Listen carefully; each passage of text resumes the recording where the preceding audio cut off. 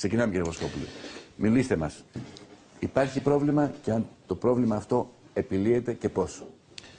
Σαφώς υπάρχει πρόβλημα.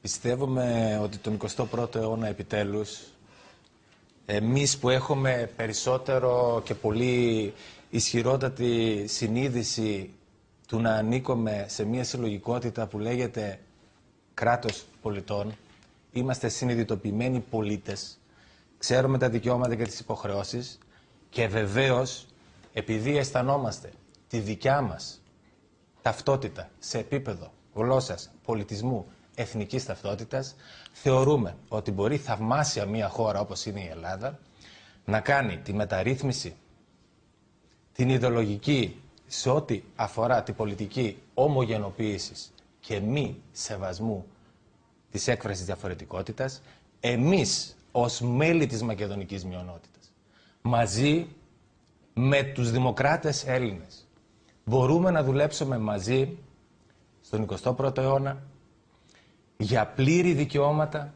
Θα είναι πάρα πολύ θετικό για τη χώρα μας. Δεν θα είμαστε αυτό που είμαστε συνεχώς τα τελευταία 10-15 χρόνια από τη μία πλευρά, να είμαστε στις μαύρες λίστες σε όλες αυτές τις διεθνείς οργανισμούς και εμείς λυπόμαστε πραγματικά. Θα θέλαμε επίσης να επισημάνουμε και κάτι ακόμα. Να κάνουμε και ένα κάλεσμα.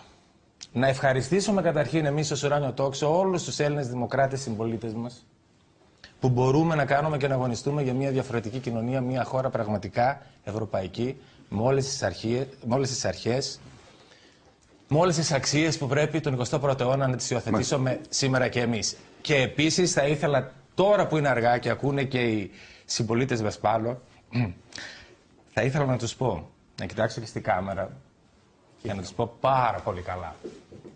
Dosta vejkeda se plaši. Όχι. Γκόρε κλάβατα. Όχι. Μόζεμε. Νόγου ντόζρο.